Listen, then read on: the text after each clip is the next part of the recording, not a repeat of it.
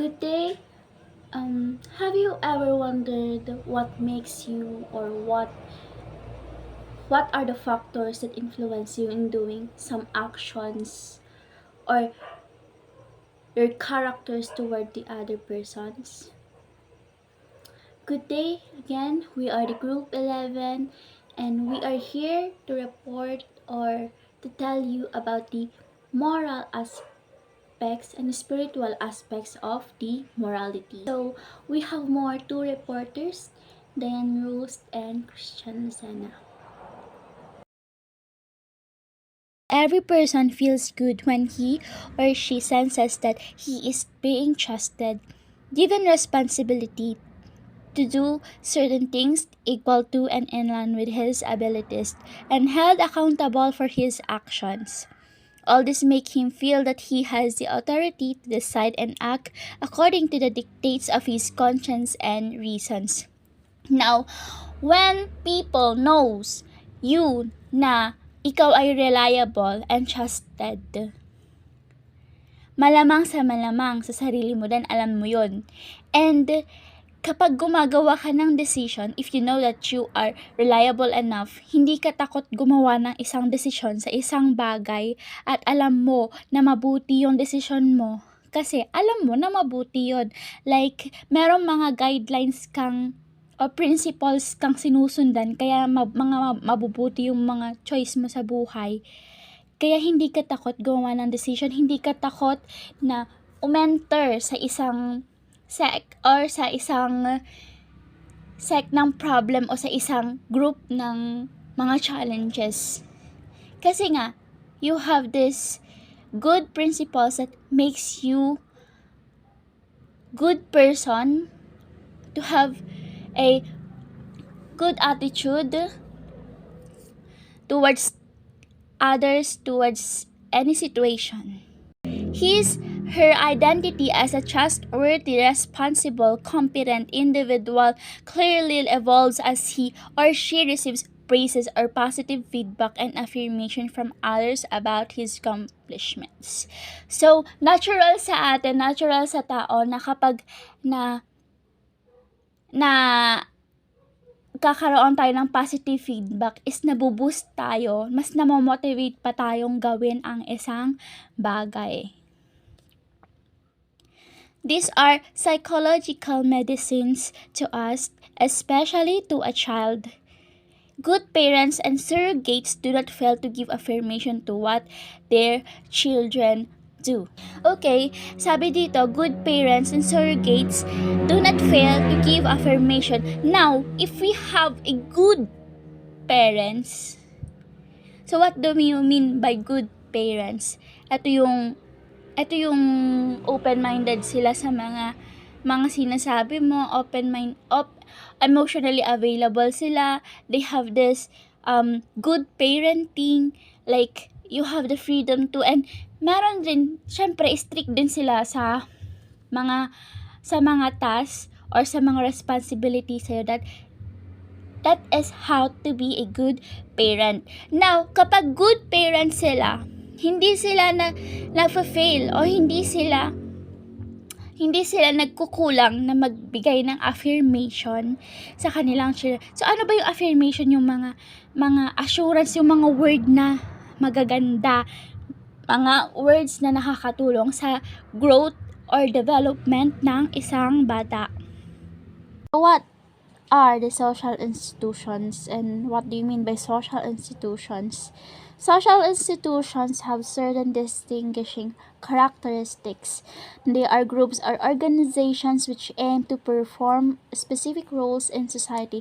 So, ito yung groups o yung sect na merong mga ginagawa para hubugin yung isang society. May purpose sila, ba't sila naka-group or ba't sila nai-founded or nai-establish.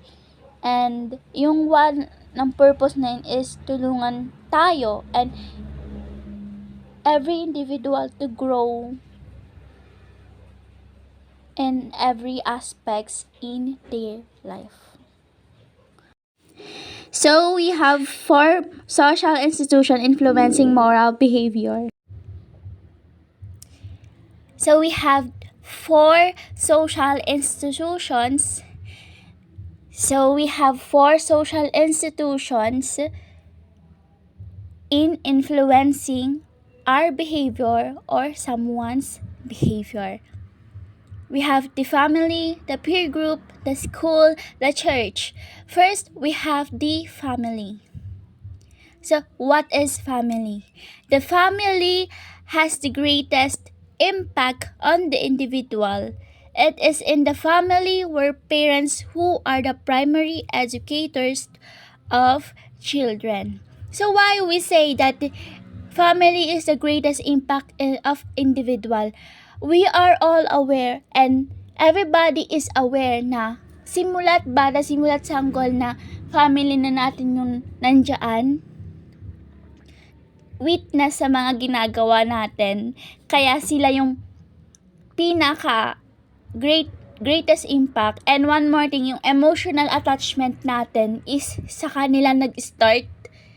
Lahat ng attachment, lahat ng wisdom, lahat ng knowledge, lahat ng mga informations, unang-unang informations na nakakalap natin is nagsimula sa family.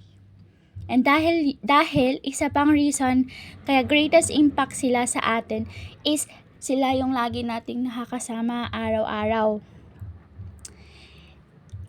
Second bullet said that it is in the family where parents who are the primary educators of children. Sabi ko nga, simula't sanggol sila ang nagbibigay sa atin ng information. Sila ang nagtuturo sa atin ng tama at mali, yung paano magsalita ng paano magbilang ng 1, 2, 3, paano mag-compose ng sentences. Third, we have the parents are entrusted of educating them the virtues or habits as well as forming their correct and true conscience. Kaya nga parents, 'di ba? When we say parents, sila yung main source or yung pinaka-main na nagtuturo sa atin sa mga bagay-bagay, mas lalo sa lessons sa buhay. And according to F.R. Ortega, parents must teach their children how to love, how to be morally good with a clear understanding of their true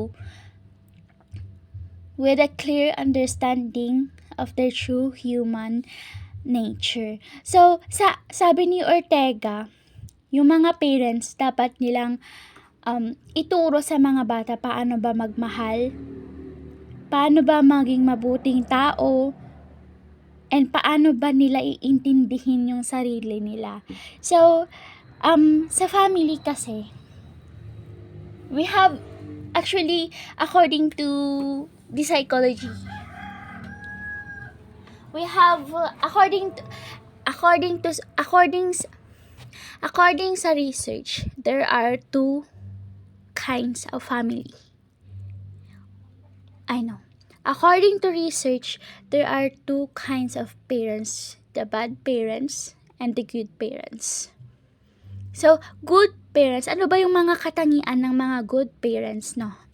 So, ang mga good parents, first, they are open-minded sa mga sinasabi or sa mga sinasabi ng mga anak nila. Ano bang ibig sabihin ng open-minded? Yung open-minded sila sa mga sinasabi ng anak nila. Kapag kunwari may nirarant yung isang bata na, somebody hurt me, like that. Ngayon, open-minded sila, nakikinig sila. And hindi nila ini-invalidate yung feelings ng isang bata or ng children. Yung kunwari, paano pag sinasabi kapag invalidation? Like, kunwari, somebody hurt me. Ay, ang dami mong sinasabi, matulog ka na nga lang, maglaro ka na nga lang dyan, iyak ka na iyak. No, that is a close-minded parent. Ano pa ba yung mga katangian ng good parent? Emotionally available. When we say emotionally available, for example, your kid is a 13 years old and first time niyang maka-experience ng heartbreak. And now, kailangan niya ng emotional support. Kailangan niya ng may sympathy. Now, nung nag-rant siya sa'yo, ang sakit-sakit ng ganito pala yung heartbreak, ganyan. Tapos ngayon nag-advise yung parent na, oo, ganyan talaga, masasaktan ka. Pero, dapat matuto ka sa ganyan. May darating pa rin na tamang tao sa'yo. With these thoughts, dapat is gentle pa rin. Gentle pa rin yung pagsasabi na hindi yung hard or rough na pagsasalita. Yung makakasakit ka na. And another characteristic of a good parent is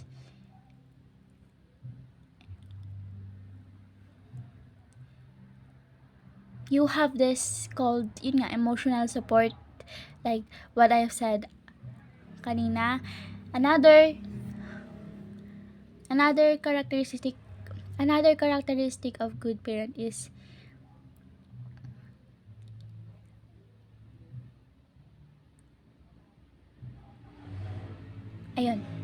another characteristic of a good parent is emotional support.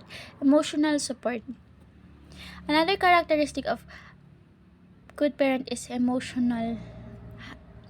Another characteristic of good parent is meron silang emotional support. When we say emotional support, another example yung kanina, another example is when your daughter or son wants to be an architect or teacher, yung gusto nilang course or gusto nilang bagay, isinusuportahan mo.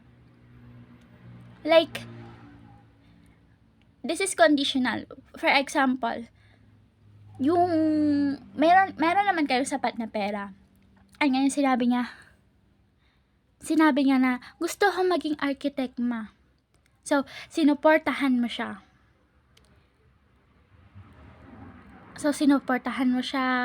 Go anak, kaya mo yan. Sige, susuportahan kita. Tapos,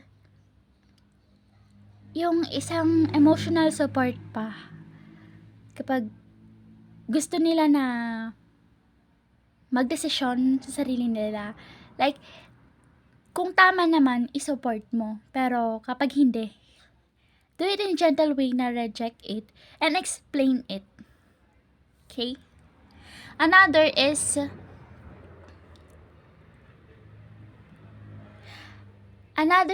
you know how to communicate with your children or with your child. Kasi kapag alam mo kung paano mo i-deliver yung gusto mong sabihin in a nice way, alam mo, may intindihan nila yan. Hindi lahat ng puro pabalang, hindi lahat ng puro galit or rough or high tone. Kapag kinakausap natin sila is yun nga yung way. Like, 'di ba sinabi na sa mga past natin na lesson na communication is the key. So, speak to them in a nice way. If kaya,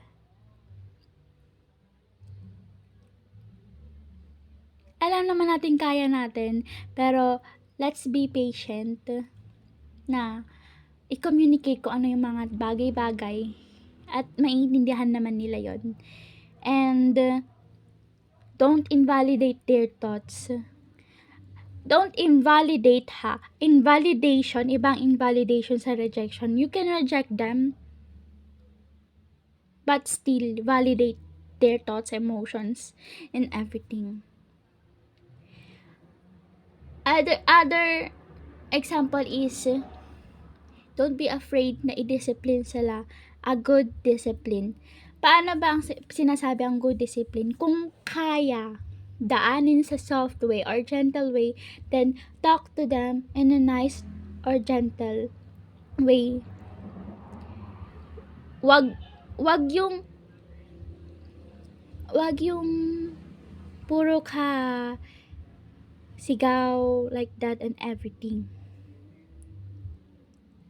And if talagang na-reach na yung limit nila, then doon mo sila pagalitan, pero wag mo namang i-physical abuse. Other characteristic of a good parent is validating them and feel them that they exist. So when we say validation, you valid them.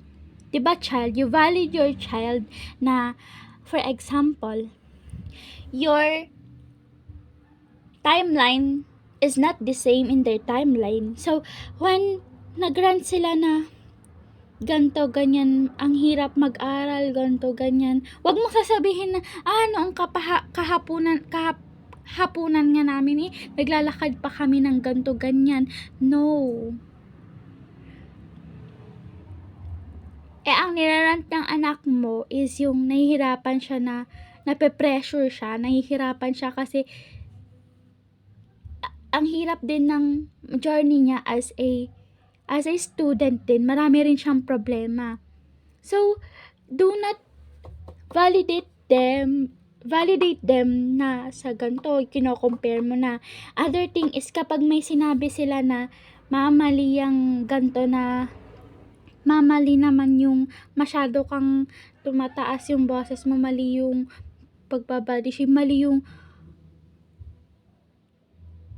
ganyan. Kung alam mo naman na as you are a parent, so you have this ego na lagi akong tama, diba? Hindi natin maiiwasan yun. So kapag alam mong mali ka na as a parent, tanggapin mo din yung mali mo. Do not let your ego win. But kasi ang mali din ng parents minsan is kapag may malaki silang sahod, meron na silang napagdaanan, meron na silang na-achieve sa buhay, is ginagamit nila yun minsan na ego nila para ma-invalidate yung thoughts ng anak nila or hindi nila matanggap yung isang pagkakamali. Okay?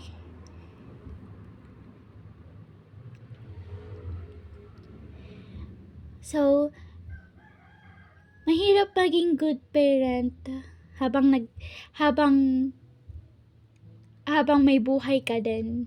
Habang may buhay ka rin na inaasikaso. So, kahit mahirap, dapat gawin pa rin natin because parent is a big responsibility. May responsibility ka ba dapat na? May responsibility ka dapat na harapin or i-carry.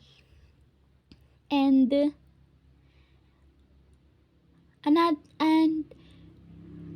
ito naman, contrast naman. So, what are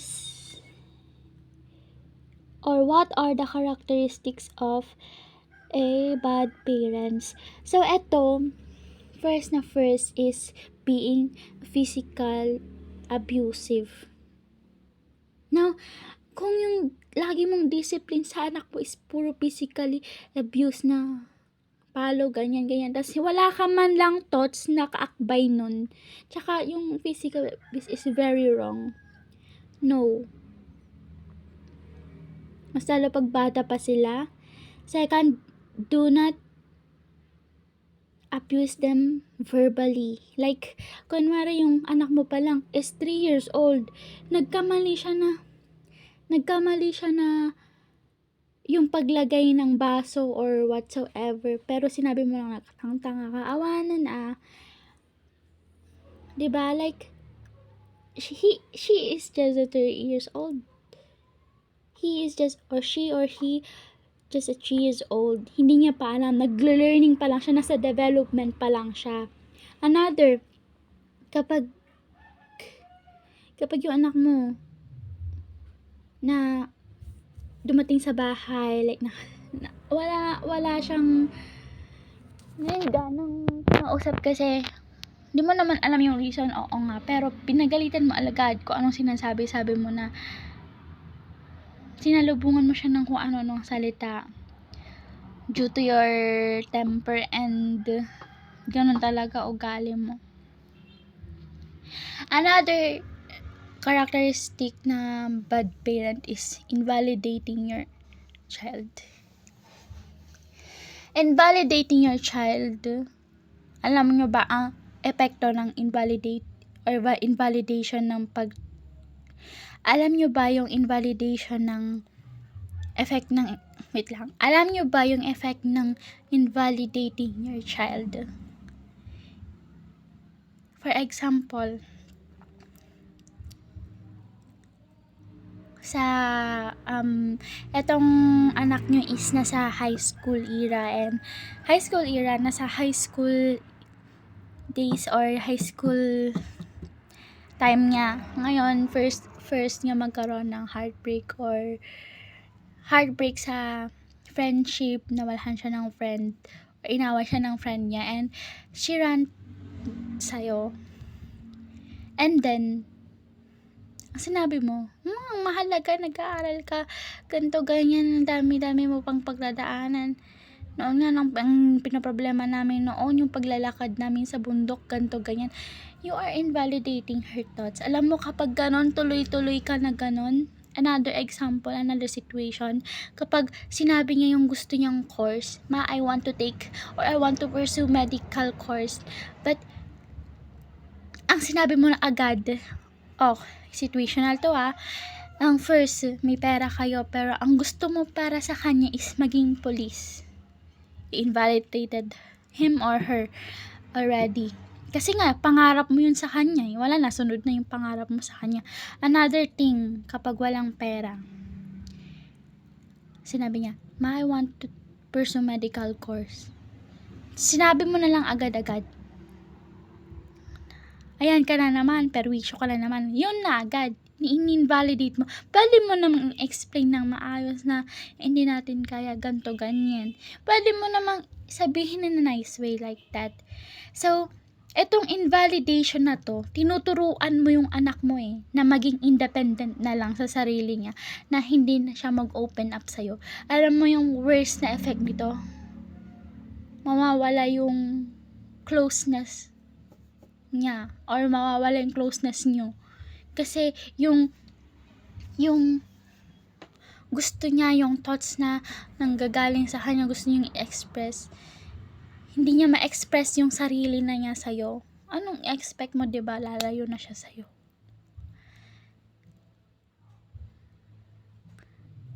Other thing is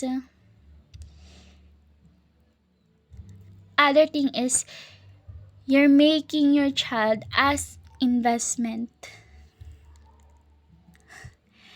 Ito naman, for example, pinag-aaral mo yung anak mo. Tapos ngayon, ang sinasabi mo sa kanya, mag-aaral ka na mabuti at ganito, bilhan mo ko ng bahay, bilhan mo ko ng sasakyan, ganito, ganyan. Ikaw na lang pag-asa namin, ikaw na lang last card na maging maganda yung buhay ko. Hey, you are a parent. So, meron din siyang buhay na kailangan harapin or kailangan din i-deal, diba? Like, wag mong, yung effort mo na pinag-aaral siya financially, wag mong sisingilin or wag mong lalagyan ng kapalit na parang you are conditioning her, pinag-aaral mo siya pero may mga kapalit. So, ano na lang na mararamdaman ng anak mo, diba? Like, toxic Filipino culture na yun yung you're making your child as an investment. So, yun yung mga character ng good and bad parents. So, I just wanna say na for us na nasa college na, nasa adulting life na, kung gusto nyong magkaroon ng magandang relationship sa anak nyo, ayusin nyo muna yung sarili nyo. Sarili natin. Like, be mentally stable. Ba't ko sinasabi itong mentally stable? Kasi may mga tendency na yung mga old patterns, yung traumas na ng mga parents natin is naiipasa sa ibang generation 'di ba? na alam naman natin yun sa TikTok. And emotionally stable, financially stable. Emotionally stable, yun nga, para maging emotionally available ka sa anak mo. Financially stable, para alam mo yun, masustentuhan mo yung anak mo, in the same time, masustentuhan mo yung dreams niya, yung gusto niyang course, masustentuhan mo yung gusto niya. At the same time, meron ka ding nakukuha for you, for yourself, for your husband, 'di ba? Kapag financially stable ka kasi, like, parang ang balance ng lahat, like, minus sa problema nyo, sa conflicts ng family nyo. And we all know na yung, for example, yung mga, 'di ba yung mga nabuntis na maaga, hindi ko nila lahat, this is situational. Yung mga nabuntis ng maaga na teenage pregnancy, yung mga yun nga, yung mga yun is, 'di ba, oo, nagkaroon sila ng blessing na baby, na merong papa, meron ding asawa. Pero minsan yung mag-asawa na yun, yung mga batang parents, yung mga young parents na yun is minsan nag-aaway sila due to hindi sila financially stable, hindi din sila emotionally stable, like hindi yung parents na yun o yung couple na yun is hindi sila nagkakapag open up sa isa't isa, hindi sila makakommunicate sa isa't isa. So nadadama yung bata doon. So, ano ba? O, di ba kapag nag-aaway sila, like, yung mga young parent, this is situational again, kapag nag-aaway sila, di ba, nadadamay minsan yung bata, ang malaking epekto yun sa bata, and minsan natutuon pa yung mga galit sa child minsan, kahit wala naman silang kasalanan. And ano yung mangyayari dun sa bata, di ba? Like, innocente yung mga bata, and they need a good parents na maglilid sa kanila, na hindi sila makakakuha ng trauma sa kanila. Ayun, kaya maging financially stable ka din, mentally stable, emotionally stable, and syempre spiritually stable. Kapag kasi iba din kasi yung family or yung ikaw mismo na tao, or bago ka magkaroon ng family na stable ka din sa spiritual mo. Iba kasi kapag alam mo nandyan sa'yo si God, alam mo yung mga dapat na gawin. So all in all, before you enter marriage, relationship, you yourself must stable in all aspects, financially, emotionally, spiritually, mentally. So magiging ito di lang to. Dahil pag stable ka na sa lahat, dapat pumili ka naman.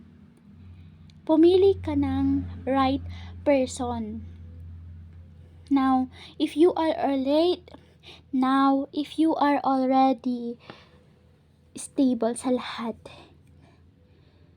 choose wisely sa magiging partner mo, or choose wisely sa magiging mapangasawa mo. Dapat stable din siya sa lahat, para sa ganoon magkasalubong yung principles yung dalawa. And kung stable siya sa lahat, alam niyang i-handle lahat, ganyan, matalino, and alam niyo yung mga gagawin sa mga critical moments, or ikaw din alam mo, 'di ba? Ngayon, if you choose the right person in the right time, magiging smooth lang yung family niyo You are there to grow And if you have a child, may confidence ka na mapapalaki nyo ng tama, hindi nyo mabibigyan ng trauma yung bata. Kasi nga,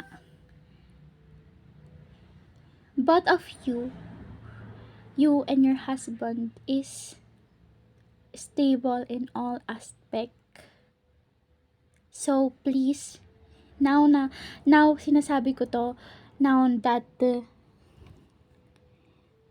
we are in the nasa university pa lang tayo, ayusin muna natin yung sarili natin bago tayo pumili ng isang tao at bago tayo manganak or magkaroon ng child. Kasi people, kapag hindi kayo umayos-ayos and hindi nyo pinili yung mapapangasawa nyo, maipapasa nyo yung trauma nyo sa anak nyo. Sila ang magsasuffer. Children are so innocent. They are innocent. Okay? They deserve the world. They deserve to be loved. They are innocent. And hindi nila deserve na maranasan yung mga traumas. So, yun. So, isa pa na gusto kong sabihin is, break the generational trauma or generational curses. What are generational curses? Yung mga trauma na mga na-experience ng mga bata ngayon, invalidation, yung kapag may kahit anxiety, depressed na yung anak, hindi pa rin napapansin, physical abuse, sex abuse, sexually abuse, verbal abuse, and many abuses. And old patterns na napaka-toxic.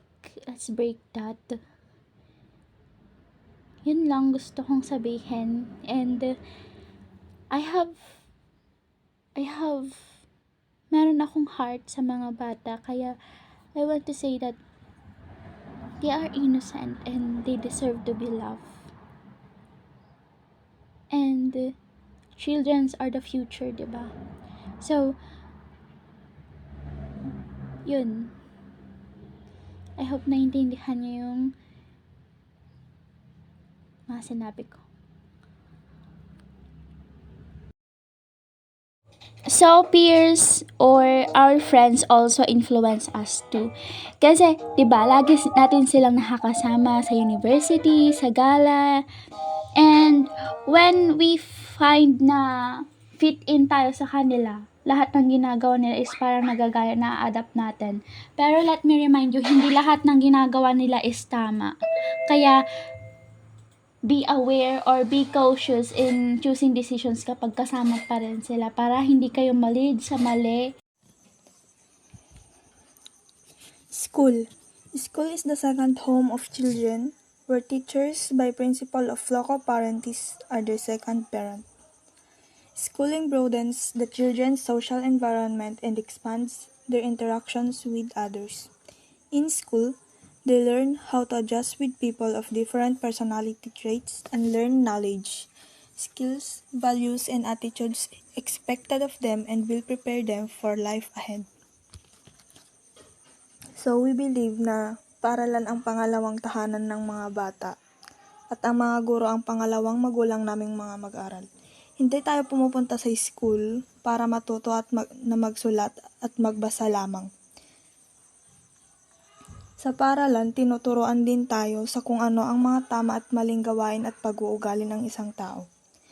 Natututo tayo na makisalamuha sa iba kahit alam natin na magkaiba tayo ng mga pag-uugali and personality traits.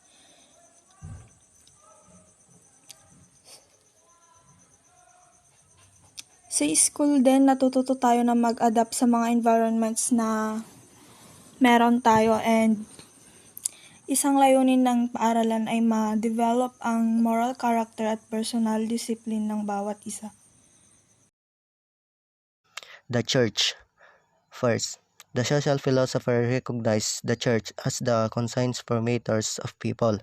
Second, the Church is the social institution entrusted with the task of teaching morality to individuals and groups. Third, in the democratic society, there is freedom of religion. Fourth, religion refers to a set of beliefs concerning the cause, nature, and the purpose of the universe. Ang simbahan ay naging pangunahing pinagmumulan ng mga serbisyong panlipunan natin, tulad ng pagtuturo ng moralidad sa mga individual.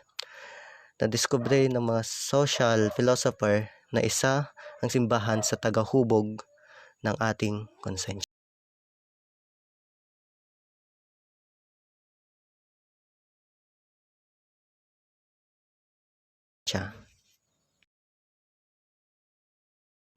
Learning theory approach says that we have been trained and disciplined by our upbringing and by the example of our parents into behaving the way we should.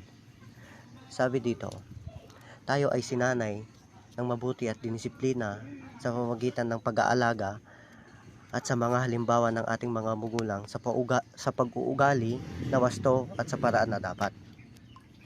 Psychoanalytic approach. This expresses the idea that when the superego dominates the individual, he or she is good because he or she has a conscience that tells him or her to be good.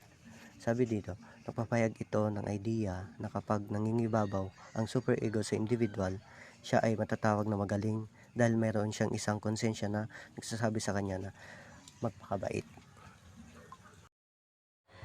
It is said here that like a game, life is governed by rules. Without rules, there be no game. Rules define the moves of the players. Likewise, human behavior consists in obedience to rules. So, ang sinasabi dito, kung gusto natin maging successful sa isang bagay o sa isang challenges, dapat sinusunod natin yung mga laws, yung mga tama na ano ba yung mga rules, di ba sa norms of morality na pag-aralan natin sa ethics, yung law of nature, law of God, and law of the government. So, if we follow those rules and obey those rules, then we can be successful in every aspects in our life. 4 approaches in the development of moral behavior.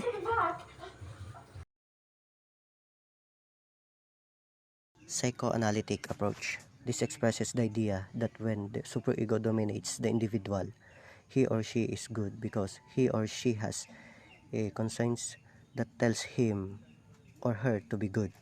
Sabi dito, nagpapayag ito ng idea na kapag nangingibabaw ang superego sa individual, siya ay matatawag na magaling dahil mayroon siyang isang konsensya na nagsasabi sa kanya na magpakabait.